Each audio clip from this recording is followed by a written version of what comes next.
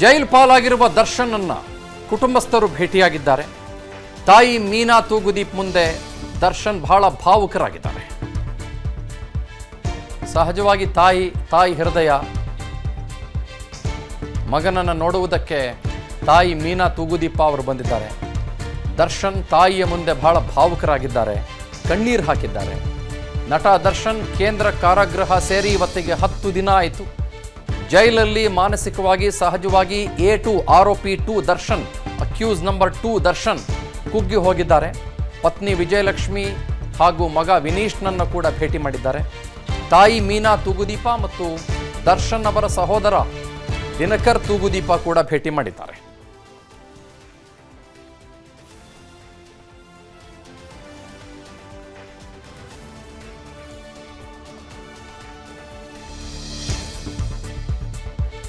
ಕುಟುಂಬಸ್ಥರನ್ನ ನೋಡ್ತಾ ಇದ್ದಂತೆ ದರ್ಶನ್ ಬಹಳ ಭಾವುಕರಾಗಿದ್ದಾರೆ.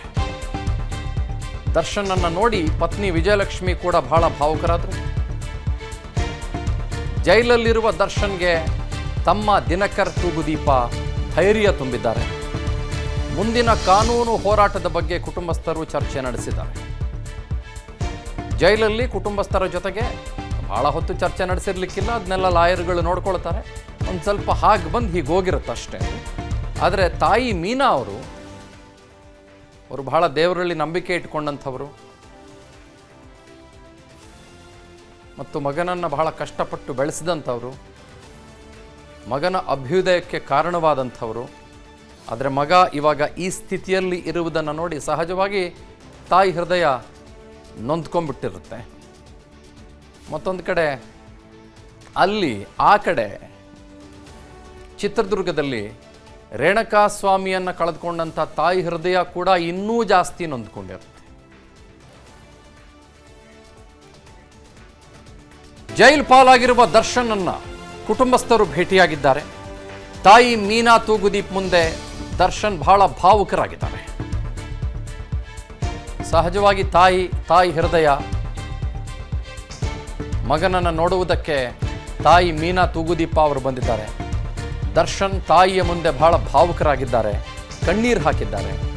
ನಟ ದರ್ಶನ್ ಕೇಂದ್ರ ಕಾರಾಗೃಹ ಸೇರಿ ಇವತ್ತಿಗೆ 10 ದಿನ ಆಯಿತು. ಜೈಲಲ್ಲಿ ಮಾನಸಿಕವಾಗಿ ಸಹಜವಾಗಿ A2 ಆರೋಪಿ 2 ದರ್ಶನ್, ಅಕ್ಯೂಸ್ ನಂಬರ್ 2 ದರ್ಶನ್ ಕುಗ್ಗಿ ಹೋಗಿದ್ದಾರೆ.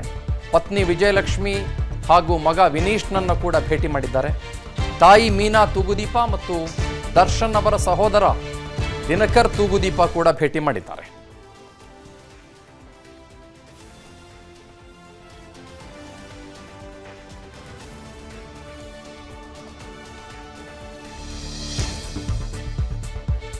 ಕುಟುಂಬಸ್ಥರನ್ನ ನೋಡ್ತಾ ಇದ್ದಂತೆ ದರ್ಶನ್ ಬಹಳ ಭಾವುಕರಾಗಿದ್ದಾರೆ. ದರ್ಶನ್ ಅನ್ನ ನೋಡಿ ಪತ್ನಿ ವಿಜಯಲಕ್ಷ್ಮಿ ಕೂಡ ಬಹಳ ಭಾವುಕರಾದರು. ಜೈಲಲ್ಲಿರುವ ದರ್ಶನ್ಗೆ ತಮ್ಮ ದಿನಕರ್ ತೂಗುದೀಪ ಧೈರ್ಯ ತುಂಬಿದ್ದಾರೆ. ಮುಂದಿನ ಕಾನೂನು ಹೋರಾಟದ ಬಗ್ಗೆ ಕುಟುಂಬಸ್ಥರು ಚರ್ಚೆ ನಡೆಸಿದ್ದಾರೆ. ಜೈಲಲ್ಲಿ ಕುಟುಂಬಸ್ಥರ ಜೊತೆಗೆ ಬಹಳ ಹೊತ್ತು ಚರ್ಚೆ ನಡೆಸಿರ್ಲಿಕ್ಕಿಲ್ಲ, ಅದನ್ನೆಲ್ಲ ಲಾಯರ್ಗಳು ನೋಡ್ಕೊಳ್ತಾರೆ. ಒಂದು ಸ್ವಲ್ಪ ಹಾಗೆ ಬಂದು ಹೀಗೆ ಹೋಗಿರುತ್ತಷ್ಟೇ. ಆದರೆ ತಾಯಿ ಮೀನಾ ಅವರು ಬಹಳ ದೇವರಲ್ಲಿ ನಂಬಿಕೆ ಇಟ್ಕೊಂಡಂಥವರು ಮತ್ತು ಮಗನನ್ನು ಬಹಳ ಕಷ್ಟಪಟ್ಟು ಬೆಳೆಸಿದಂಥವರು, ಮಗನ ಅಭ್ಯುದಯಕ್ಕೆ ಕಾರಣವಾದಂಥವರು. ಆದರೆ ಮಗ ಇವಾಗ ಈ ಸ್ಥಿತಿಯಲ್ಲಿ ಇರುವುದನ್ನು ನೋಡಿ ಸಹಜವಾಗಿ ತಾಯಿ ಹೃದಯ ನೊಂದ್ಕೊಂಡ್ಬಿಟ್ಟಿರುತ್ತೆ. ಮತ್ತೊಂದು ಕಡೆ ಆ ಕಡೆ ಚಿತ್ರದುರ್ಗದಲ್ಲಿ ರೇಣುಕಾ ಸ್ವಾಮಿಯನ್ನು ಕಳೆದುಕೊಂಡಂಥ ತಾಯಿ ಹೃದಯ ಕೂಡ ಇನ್ನೂ ಜಾಸ್ತಿ ನೊಂದ್ಕೊಂಡಿರುತ್ತೆ.